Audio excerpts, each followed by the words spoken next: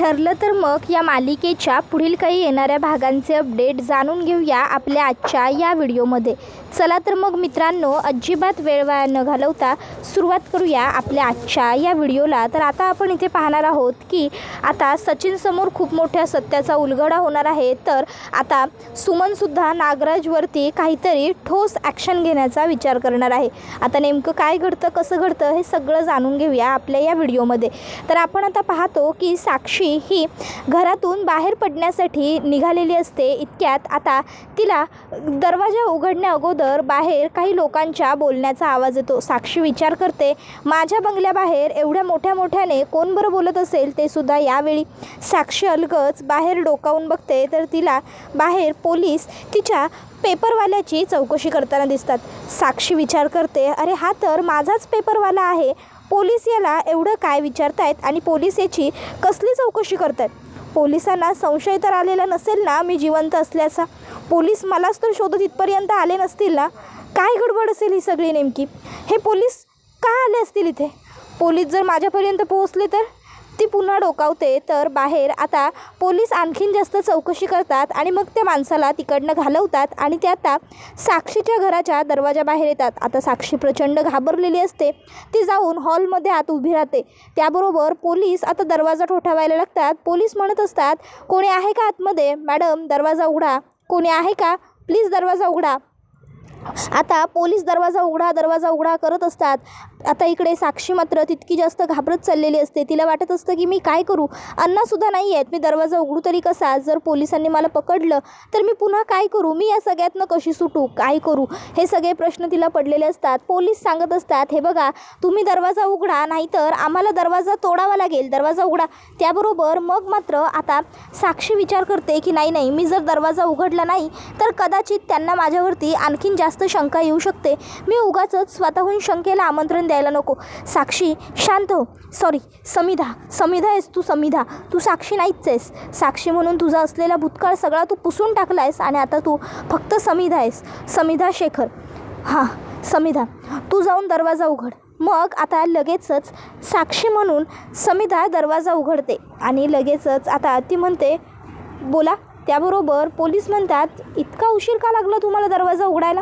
त्यावरती म्हणते, ॲक्च्युली मी किचनमध्ये होते आणि माझ्या कानामध्ये इयर प्लग होते, त्यामुळे मला आवाजच आला नाही आणि जेव्हा मला आवाज आला तेव्हा मी कानातून इयर प्लग काढले, चेक केलं तर तुमचा आवाज आला, म्हणून मग दरवाजा उघडला। प्लीज आतमध्ये या ना तुम्ही। त्याबरोबर पोलीस म्हणतात, नाही मॅडम ठीक आहोत। आता इकडे साक्षीच्या लक्षात एक गोष्ट तर कन्फर्म येते की हे पोलीस नक्कीच मला पकडायला आलेले नाही आहेत। मग साक्षी म्हणते, नाही प्लीज आतमध्ये या। आणि मग ती त्या पोलिसांना आतमध्ये बोलावते आणि मग विचारू लागते की सांगा ना, काही काम होतं का? कशासाठी आला आपण इथं? त्याबरोबर मग पोलीस सांगायला लागतात की मॅडम ॲक्च्युली आम्ही इथे जरा चौकशी करता आलो आहे।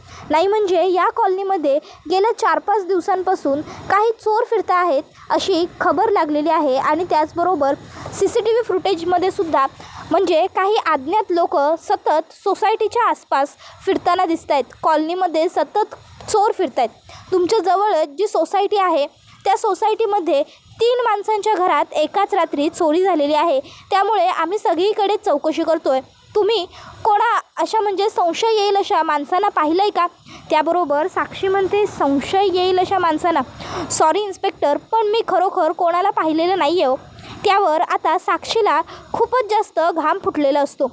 आता एक कॉन्स्टेबल ही गोष्ट नोटीस करतो आणि तो लगेचच साक्षीला म्हणतो, काय हो मॅडम तुम्हाला एवढा घाम का फुटला आहे? त्यावर साक्षी लगेच म्हणते, मी ॲक्च्युली म्हणजे गरम होतं आहे खूप मला।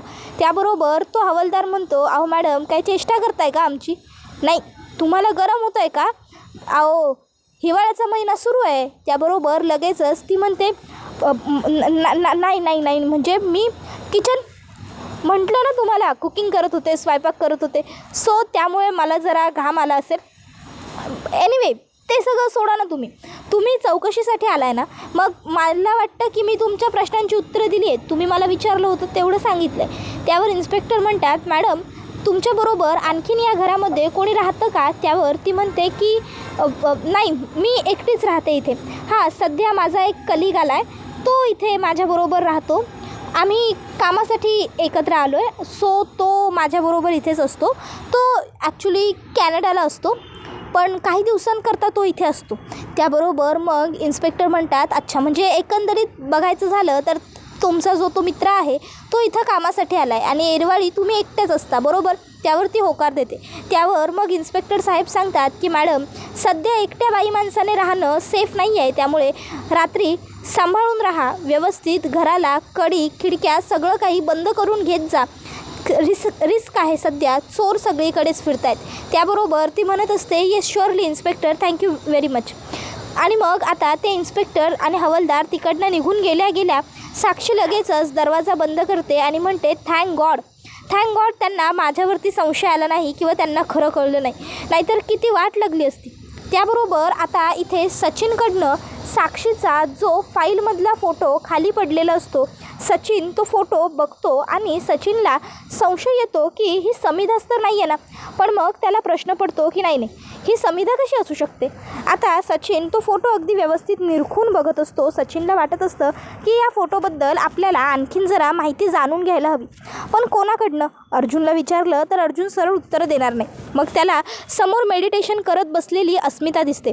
तो विचार करतो, मे बी अस्मिताला या सगळ्याबद्दल काही माहीत असेल तर विचारून बघायला काय हरकत आहे. मग तो अस्मिताला विचारतो, अस्मी, या फोटोतल्या मुलीला ओळखतेस का? नाही म्हणजे अर्जुनच्या फाईलमध्ये होता म्हणून विचारतो. त्याबरोबर लगेचच अस्मिता म्हणते, हो तर चांगलीच ओळखते. या मुलीला मी कधीच विसरूच शकत नाही. हिच्यामुळेच तर आपलं घर उद्ध्वस्त होता राहिलं. त्याबरोबर आता सचिन म्हणतो, उद्ध्वस्त होता राहिलं? व्हॉट डू यू मीन? काय म्हणायचं काय आहे तुला? नाही म्हणजे जरा स्पष्ट बोललीस तर बरं होईल यार. त्याबरोबर मग अस्मिता म्हणायला लागते, अरे म्हणजे मला हेच म्हणायचं आहे की या फोटोतली मुलगी चांगली नाही आहे. त्यावर आता सचिन म्हणतो, अगं दिसते आहे की चांगली? त्याबरोबर अस्मिता म्हणते, फक्त दिसायला चांगली आहे. तुला माहिती आहे या मुलीमुळे किती प्रॉब्लेम झालेत? थांब एक मिनटं. आणि मग ती आता मोबाईलवरती साक्षीच्या त्या इयरिंगची, शेवटच्या इयरिंगची व्हिडिओ लावते आणि ती व्हिडिओ सचिनला दाखवते आणि म्हणत असते, हे बघ, ही मुलगी एक क्रिमिनल आहे आणि हिच्या विरोधात अर्जुन केस लढत होता. सायलीचे बाबा मधुभाऊ बोलले होते ना ते कोमात आहेत. त्यावर सचिन म्हणतो, हो बोलली होतीस, त्यांचं काय? त्यावर मग ती सांगत असते, त्यांचं जे आश्रम आहे ना मधुभाऊंचं, त्या आश्रमाची जागा हिचं एक मोठं रिसॉर्ट बांधण्यासाठी हवी होती. ते खूप महत्त्वाचं होतं यांच्यासाठी कॉन्ट्रॅक्ट, असं यांचं म्हणणं होतं. म्हणून हिने आणि हिच्या वडिलांनी त्यांच्याकडनं जागा मिळवण्यासाठी बरेच प्रयत्न केले, पण साक्षीला यश मिळालं नाही. त्यावर आता सचिन म्हणतो, साक्षी कोण? त्यावर लगेच अस्मिता म्हणते, अरे हिच्याबद्दल मी बोलते नाही. हिला यश मिळालं नाही म्हणून ही त्यांच्या घरी ते पेपर चोरायला गेली आणि त्याचवेळी बरोबर सगळा गोंधळ घडला. त्याबरोबर आता सचिन म्हणतो, गोंधळ घडला म्हणजे? त्यावर ती सांगते की तिथे इतक्यात मधुभाऊ पोहोचले आणि मग यांनी चुकून एका माणसाला गोळी घातली आणि त्याचा आळ मधुभाऊंवर घातला. त्यामुळे मधुभाऊंना 2 वर्ष जेल झाली.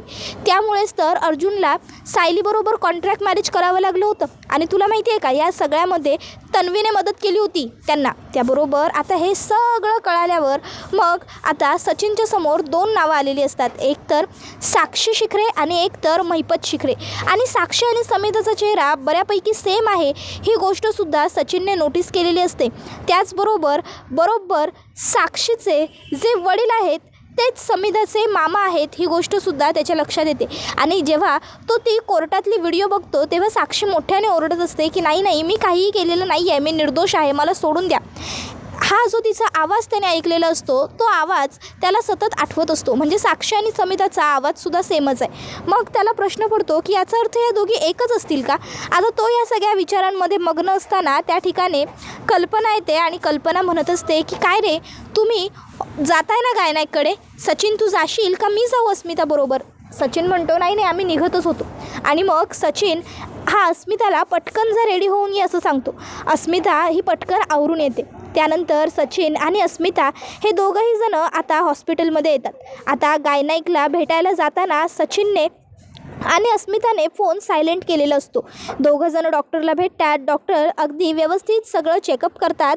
सगळं व्यवस्थित आहे, बाळ आणि बाळाची आई दोन्ही सुदृढ आहेत, फक्त काळजी घेतली पाहिजे असं सांगतात. त्यानंतर मग सचिन आणि अस्मिता दोघंही तिकडनं निघतात. रस्त्यात येताना आता अस्मिताला तेच रेस्टॉरंट दिसतं जिथे तिला सचिनचा भास झाला आहे असं तिला वाटतं. मग ती आता सचिनला ही गोष्ट सांगते. सचिन म्हणतो, अरे वा, हेच तर ते लकी हॉटेल आहे जिथे आल्यावर माझ्या बायकोला फक्त मी दिसतो. मग आता जर बायकोला मी इथे दिसतो तर बायकोबरोबर जरा इथे चांगले क्षणही घालवतो, म्हणजे पुढच्या वेळी मी इथे नसताना जेव्हा तू इथे येशील तेव्हा तुला माझी आठवण येईल. त्यावर ती म्हणते, म्हणजे? त्यावर मग आता लगेचच सचिन म्हणतो, चल दोघंजणं मस्त रेस्टॉरंटमध्ये बसून जेवूया. आणि मग ते रेस्टॉरंटमध्ये जेवायला बसतात. आता त्यांचा फोन तसाच सायलेंटवरच राहिलेला असतो. इतक्यात अर्जुन आणि सायली हे दोघंजणं घरी पोहोचतात. अर्जुन संपूर्ण घरात नजर मारतो, त्याला अस्मिता कुठेच दिसत नसते. आता मात्र अर्जुन लगेचच कल्पनाला विचारतो, मॉम अस्मिताई कुठे आहे? दिसत नाही आहे, बेडरूममध्ये आराम करते का? त्यावर लगेचच कल्पना म्हणते, अरे नाही, ती सचिनबरोबर गायनाईककडे गेली आहे. एव्हाना यायला हवी होती खरं तर. अगदी बराच वेळ झाला दोघांनाही जाऊन, 3-4 तास होत आले तरी अजून यांचा पत्त्या नाही आहे. अस्मिता सचिनबरोबर गेली ना की तिला काही वेळेचं भानच उरत नाही. कुठेतरी शॉपिंग वगैरे करत काही बसली नसली ही मुलगी म्हणजे मिळवलं. त्याबरोबर अर्जुन म्हणतो, काय अस्मिताईला जाऊन एवढा वेळ झाला मॉम, आणि तू आत्ता सांगते अशी गोष्ट मला? तू फोन का नाही केलास तिला मागापासनं? आणि मी सांगितलं होतं का की तिला एकटीला नको पाठवू म्हणून? त्यावर कल्पना म्हणते, अरे एकटी कुठे, सचिन आहे ना तिच्यासोबत, आणि तू इतका ओव्हर रिॲक्ट का होतोयस? सचिन तिचा नवरा आहे, विसरतोयस का? त्याबरोबर अर्जुन म्हणतो, नाही, म्हणजे मला म्हणायचं होतं की सध्या अस्मिताईची कंडिशन खूप नाजूक आहे ना, सो डॉक्टरांनी सांगितलं आहे तिला एकटं सोडू नका, एकटं ठेवू नका, जस्ट म्हणून मी म्हणत होतो, काळजीपोटी, बस, बाकी काही नाही. त्यावर आता कल्पना म्हणते, अरे हो, डॉक्टरांनी सांगितलं आहे ते सगळं माझ्याही लक्षात आहेच की, आणि मी कुठे तिला एकटीला पाठवलं डॉक्टरांकडे? सचिन गेला आहे ना तिच्याबरोबर, सचिन नवरा आहे तिचा. उलट आता या दिवसांमध्ये सचिन तिच्याबरोबर जितकं असेल ना तितकं तिच्यासाठी जास्त चांगलं असेल. या दिवसात आपला नवरा आपल्याबरोबर असावा असं वाटतं प्रत्येक मुलीला. आणि तुला तर माहिती आहे ना, अस्मिता आणि सचिनचं एकमेकांशिवाय पानही हलत नाही. मग स्वतःहून जर सचिन म्हणाला की मी जातो म्हणून अस्मिताला घेऊन दवाखान्यात, तर मग मी नाही कशाला म्हणायचं होतं? अर्जुन, हल्ली ना तू अस्मिताची खूप जास्त काळजी करायला लागलास. नक्की काय चाललं आहे तुझ्या मनात? काय झालं आहे? त्याबरोबर मग अर्जुन गप्प असतो. त्यावर कल्पना अर्जुनला म्हणते, अर्जुन तुझ्याशी बोलते आहे ना मी. काय? पूर्वी तर तुला अगदी कसलं भानही नसायचं, पण हल्ली ऑफिसमधून फोन करूनसुद्धा तू अस्मिताची चौकशी करतोस. काय झालं आहे का एवढं? इतका पॉझिटिव्ह तू का वागायला लागला आहेस? बोल ना. त्याबरोबर मग सायली लगेचच म्हणते, अहो आई, मी सांगते तुम्हाला, यांनी मगाशीच मला कारण सांगितलं आहे. अहो काय झालं आहे ना, जशी जशी आता अस्मिताताईंच्या डिलिव्हरीची डॉक्टरांनी दिलेली तारीख जवळ येत चालली आहे ना, तशी तशी यांना अस्मिताताईंची जास्त काळजी वाटत चालली आहे. आणि म्हणूनच हे प्रत्येक वेळी आपल्याला सगळ्यांनाच सांगत असतात की अस्मिताताईला एकटं सोडू नका, तिची काळजी घ्या, बस, बाकी काही नाही. अहो अर्थात एकुलती एक बहीण आहे त्यांची, त्यामुळे काळजी तर जरा जास्त वाटणारच ना. अहो पण तुम्ही इतकी काळजी नका करू, मी आहे, आई आहे, त्याचबरोबर आपल्या घरात अश्विन भाऊजी तर डॉक्टरच आहेत, त्यामुळे ना काळजी करण्यासारखं काही नाही आहे. होईल सगळं आपल्या अस्मिताताईंचं व्यवस्थित. तुम्ही फार काळजी केलीत ना तर उगाच तुम्हाला टेन्शन येत राहील. बरं जाऊ दे आता ते सगळं, तुम्ही इथे गप्पा मारत काय बसलाय? जा वरती जाऊन पटकन फ्रेश होऊन या. अस्मिताताई तर त्यांच्या नवऱ्याबरोबर गेल्या आहेत, त्यामुळे त्या भूकतान हरपल्यात, पण तुम्हाला जेवायचं आहे ना, तुम्ही जा फ्रेश होऊन या. आता खरं तर सायली मुद्दामूनच अर्जुनला तिकडनं पाठवून देते जेणेकरून विषय तिथेच थांबावा. तशी कल्पना सायलीला म्हणते, सायली पण हल्ली ना अर्जुन खूप जास्त काळजी करायला लागला आहे. नाही म्हणजे मला कळत नाही आहे, याआधी अर्जुन अस्मिताच्या बाबतीत इतका असा कधीच वागला नव्हता. त्यावर मग सायली आता सांगू लागते की अहो असं काय करताय आई, मी तेच तर म्हणते ना तुम्हाला की त्यांना काळजी वाटते तर चांगलीच गोष्ट आहे ना. आणि तसंही अस्मिताताई आपल्या आहेतच एवढ्या भारी की त्यांची काळजी सगळ्यांनी करायलाच हवी. आणि तुम्ही ना फार विचार करू नका, आता सचिन भाऊजी आलेत ना, मग आता अस्मिताताईंचा मूड नेहमी छानच राहणार. त्यावर आता कल्पना म्हणते, हो हे बाकी खरं. त्यावर सायली आता मनातल्या मनात म्हणत असते, मी आत्ता आईनं जरी खोटं सांगून त्यांची समजूत काढलेली असली तरी या गोष्टीवर मला पक्की खात्री आहे की यांच्या मनात नक्की काहीतरी वेगळं सुरू आहे, म्हणूनच हे अस्मिताताईंची इतकी जास्त काळजी करत आहेत. त्याबरोबर इथे आता मंगळसूत्र त्या गुंडांना काढून देऊन सुमन घरी आलेली असते. सुमन रडत असते. आता ही गोष्ट प्रतिमात्या आणि रविराज पाहतात. प्रतिमात्या तिला विचारते, काय गं सुमन, काय झालं, रडतीयस का? त्यावर रविराज काका नोटीस करतात की सुमनच्या गळ्यात मंगळसूत्र नाही आहे. रविराज काका विचारतात, सुमन तुझं मंगळसूत्र कुठे गेलं, काय झालं? मग आता सुमन सांगू लागते की अहो भाऊजी, मी भाजी मार्केटमध्ये गेले होते तेव्हा काही गुंड माझ्या जवळ आले आणि त्यांनी मला चाकू दाखवला आणि माझ्या गळ्यातलं मंगळसूत्र काढून द्यायला लावलं. मी मंगळसूत्र काढून दिलं आणि तशीच पळत निघून आले. त्यावर हे ऐकून रविराज काकांना खूप मोठा आश्चर्याचा धक्का बसतो. रविराज काका काय करायचं या गोष्टीचा विचार करू लागतात आणि सुमनला, तू शांत हो, आपण नवीन घेऊ तुझ्यासाठी मंगळसूत्र, तू आवरून घे असं सांगतात. सुमन खोलीत आल्यावर नागराज आता मुद्दामूनच तिला विचारतो, काय गं सुमन, तुझा चेहरा असा का झालाय आणि तुझं मंगळसूत्र कुठे गेलं? तशी सुमन सांगू लागते, अहो मी भाजी मार्केटमध्ये गेले होते तेव्हा काही चोर माझ्या जवळ आले आणि त्या चोरांपैकी एकाने मला चाकू दाखवला आणि दुसऱ्याने मला माझ्या गळ्यातलं मंगळसूत्र काढून त्यांना द्यायला लावलं. त्यांनी माझं मंगळसूत्र लुटून घेतलं. त्यावर नागराज म्हणतो, बाप रे, काय सांगतेस काय? त्यांनी तुला तर काही केलं नाही ना? तू तर ठीक आहेस ना? त्यावर सुमन म्हणते, हो, नशिबाने त्यांनी मला काहीही केलेलं नाही आहे, मी अगदी व्यवस्थित आहे, ठीक आहे. त्यावर मग नागोबा म्हणतो, जा पटकन फ्रेश हो, तुला जरा बरं वाटेल. सुमन फ्रेश व्हायला बाथरूममध्ये जाते. नागोबा त्याच्या एका माणसाला फोन करतो आणि म्हणत असतो की आता तुला तुझे पैसे मिळाले ना, आता बाद झालं, आता पुढे मला पुन्हा ब्लॅकमेल करायचं नाही, आता लायकीत राहायचं.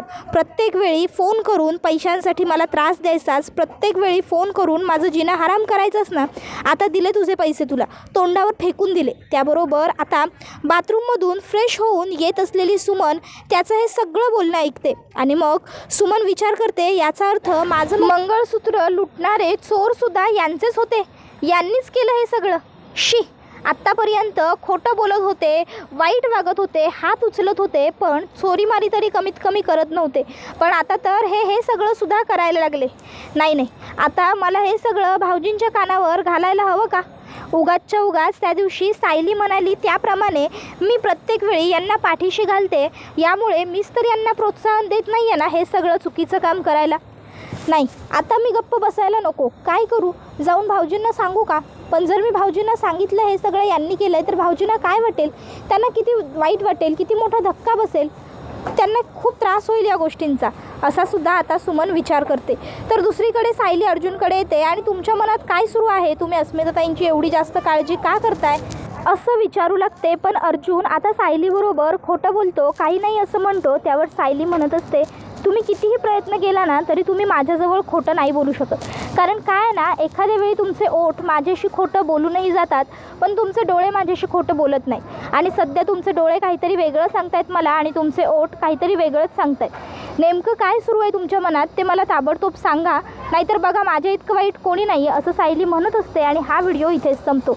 व्हिडिओ आवडला असेल तर व्हिडिओला लाईक करा, चॅनलवर नवीन असाल तर चॅनलला सबस्क्राईब करा आणि बेल आयकॉन आठवणीने प्रेस करा, जेणेकरून तुम्हाला पुढच्या प्रत्येक व्हिडिओचं नोटिफिकेशन मिळत जाईल आणि सर्व व्हिडिओंचा आनंद हा अगदी उत्तम पद्धतीने घेता येईल.